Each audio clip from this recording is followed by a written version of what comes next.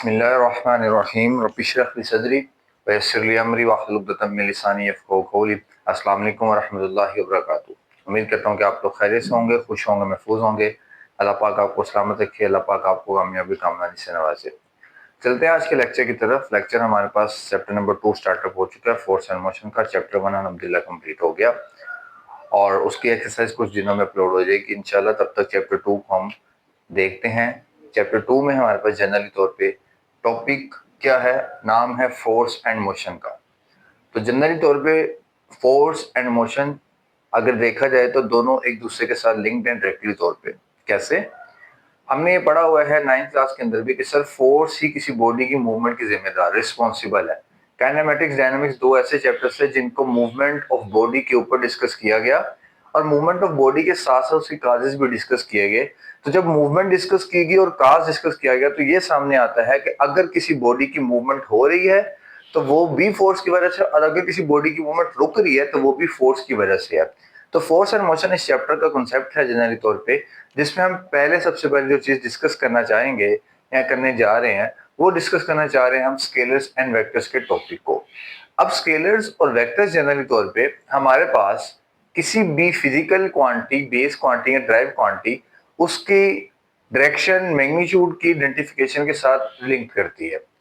मतलब scalar vector क्या है, कहने को अगर मैं ये कहूँ तो ये गलत नहीं होगा कि फिजिकल प्रॉपर्टीज या फिजिकल क्वांटिटीज जो हैं उनकी एक प्रॉपर्टी है स्केलर और वेक्टर का होना। हम जब भी किसी क्वांटिटी का डिफरेंस लिखते हैं तो उसमें लाजमी ये जिक्र करते हैं कि इधर this is a scalar quantity और इधर this is a vector quantity. Scalar है या वेक्टर है, हम ये जरूर कहते हैं। हम कहते हैं एक्सेलरेशन वेक्टर है, हम कहते हैं वेलोसिटी वेक्टर है, हम कहते हैं मास स्केलर है, हम कहते हैं स्पीड स्केलर है, टाइम स्केलर है, टेम्परेचर स्केलर है। मींस के इन तमाम को स्केलर्स और वेक्टर्स कहा जा रहा है। ठीक है, तो ये उनकी प्रॉपर्टीज हैं। लेकिन सर हम किस बिहाफ पे कहते हैं कि ये क्वांटिटी स्केलर है और ये वेक्टर है? इसका कॉन्सेप्ट आप लोग 9th क्लास में भी काफी लेके आ चुके हैं कि कैसे स्केलर वेक्टर्स को कहा जाता है। अब स्केलर्स के लिए सिंपल आइडेंटिफिकेशन है कि सर स्केलर्स को अगर आपने पढ़ना है तो you need just magnitude. Scalars की आइडेंटिफिकेशन ये है कि इसका scalars quantity just required magnitude, कि ऐसी क्वांटिटी जिनको जस्ट रिप्रेजेंट किया जा सकता है मैग्नीट्यूड से। लेंथ को मैं सिर्फ मैग्नीट्यूड से रिप्रेजेंट कर सकता हूं, मास को मैं मैग्नीट्यूड से रिप्रेजेंट कर सकता हूं, टाइम को, स्पीड को, बहुत सारी ऐसी क्वांटिटीज हैं, टेम्परेचर है, जिनको हम जस्ट रिप्रेजेंट कर सकते हैं बाय देयर मैग्नीट्यूड। और मैग्नीट्यूड क्या होता है? मैग्नीट्यूड में दो चीजें आपको पता है sir. Magnitude means first is it's numeric value and other is it's international unit. ये दो चीजें हमारे पास किसी भी चीज का मैग्नीट्यूड बनाती हैं और ये किस चीज का लिंक है? स्केलर से लिंक्ड है। और सर वेक्टर क्या है? वेक्टर में हम कहते हैं कि सर उसके लिए एक कंडीशन मजीद सेटिस्फाई होना लाजमी है।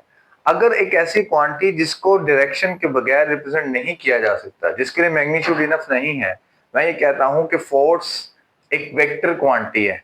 देखें,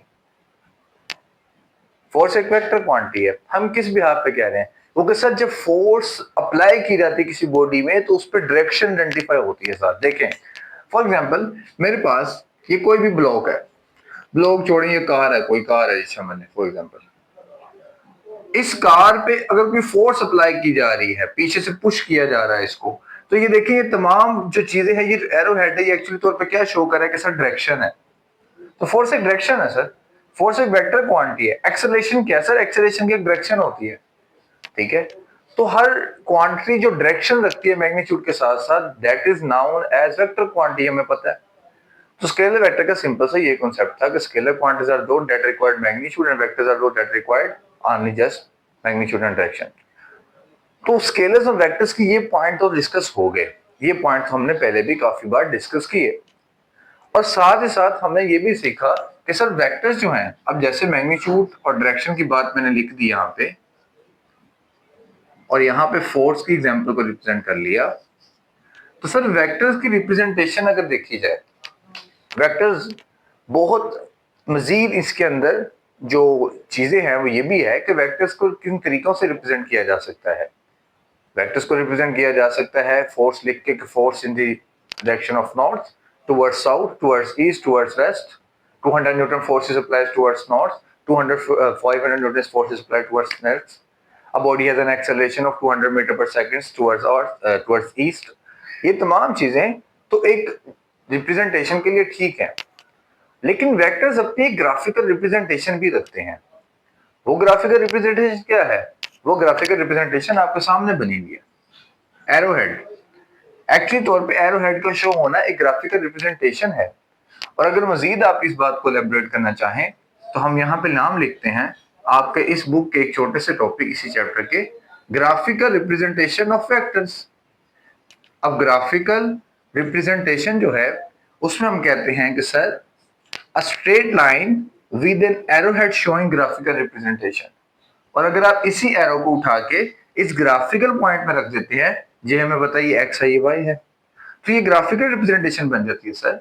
ये ग्राफिकल रिप्रेजेंटेशन किसी भी डायरेक्शन में हो सकती है, इस डायरेक्शन में हो सकती है, इस डायरेक्शन में हो सकती है, इस डायरेक्शन में हो सकती है, फोर्स इस डायरेक्शन में हो सकती है, इस डायरेक्शन में, इस डायरेक्शन में। मतलब ये एक सेंटर पॉइंट है और सेंटर पॉइंट से डिफरेंट एरियाज, डिफरेंट जगहों पे आप रिप्रेजेंटेशन देख सकते हैं।